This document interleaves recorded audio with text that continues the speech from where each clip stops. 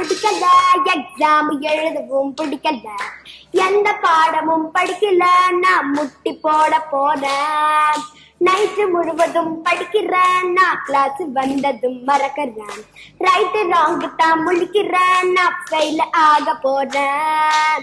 Over, over, we want to fly. Over, over, where is the sky?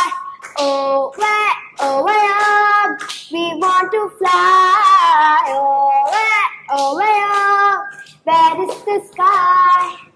என் பேர் சாத்னா. நான் வந்து 6th standard படிக்கிறேன். இப்போ தான் நான் வந்து துபாய்க்கு போனேன். இதுக்கு முன்னாடி வந்து சென்னையில் வந்து நான் செட்டிநாடு வித்யாசிரமில் படிச்சுட்டு இருந்தேன். இப்போ வந்து துபாயில் வந்து ஆர்வன் இந்தியன் ஸ்கூலில் படிக்கிறேன். என்னோடய அம்மா பேர் லக்ஷ்மி, எங்கள் அப்பா பேர் வெங்கடேஷ். எனக்கு ஒரு அக்காவும் இருக்கா, அவள் பேர் சஹானி.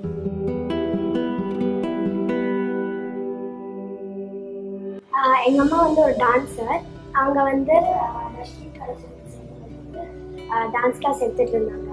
அப்போ வந்து ஒரு தடவை ராமன்கள் வந்து அந்த இடத்துக்கு வந்தப்போ அவங்க வந்து என்னை பார்த்தோன்னே நான் தான் வந்து 158th கேர்ள்.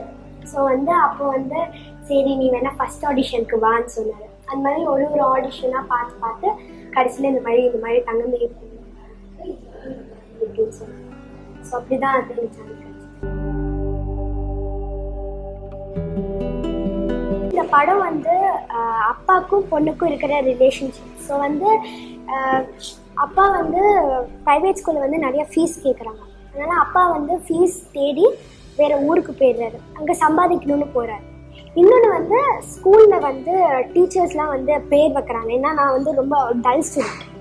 ஸோ வந்து எனக்கு பேர் வைக்கிறாங்க, அந்த மாதிரிலாம் வைக்கிறாங்க. ஸோ வந்து எனக்கு ரொம்ப டார்ச்சர், ஸ்கூல்லேருந்து டார்ச்சர், எக்ஸாம் டார்ச்சர் எல்லாமே. வீட்டுக்கு வந்தால் என்னோட தாத்தா பாட்டிலாம் வந்து என்ன நீ இந்த மாதிரி படிக்கிற அப்படின்லாம் சொல்லுவாங்க. ஸோ வீட்டுக்கு வந்து இந்த டார்ச்சர். அப்பா ஒருத்தர் தான் எனக்கு வந்து சப்போர்ட்டாக இருந்தார். இந்த மாதிரி யாராவது எனக்கு திட்டினா அவர் தான் சொல்லுவார், என்ன நீங்கள் குழந்தைய போட்டு இப்படி திட்டுறீங்கன்னு அவர் ஒருத்தர் தான் சப்போர்ட்டாக இருந்தார். இப்போ வந்து அவரும் வந்து ஊருக்கு போயிட்டாரு.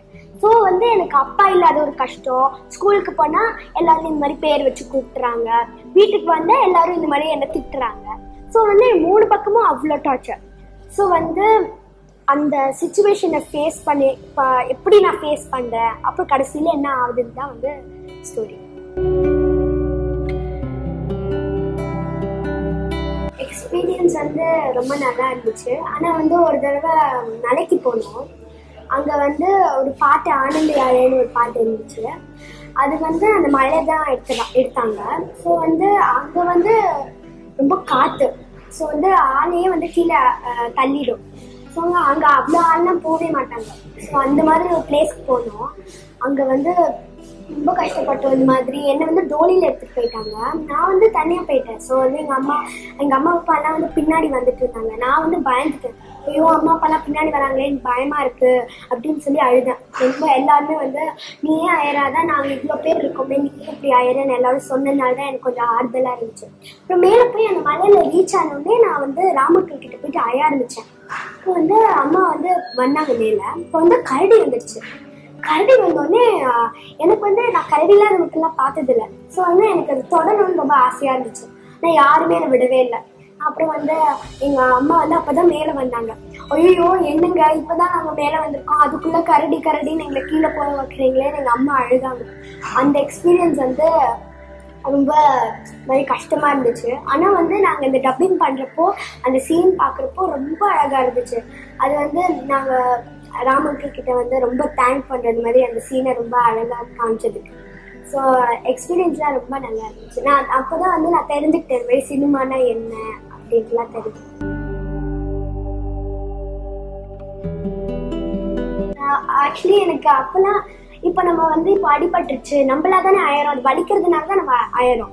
ஸோ அது வந்து நேச்சுரலாக வந்தது. ஆனால் இப்போ இந்த படம்னு வந்துருச்சுன்னா நம்ம வந்து அது நம்ம நடிக்கிறோம் இல்லையா. ஸோ வந்து அது நேச்சுரலாக வரணுன்ட்டுனா எனக்கு வந்து அது கொஞ்சம் கஷ்டமாக இருந்துச்சு. அப்போ வந்து எங்கள் அப்பா வந்து என்னை வந்து திட்டினதே கிடையாது.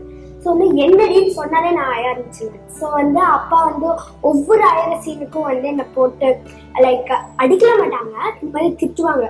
இந்த மாதிரி என்ன நீ செய்யற சீன் கூட ஈஸியா பண்ண தெரியல, அந்த மாதிரிலாம் போட்டு திட்டுவாரு.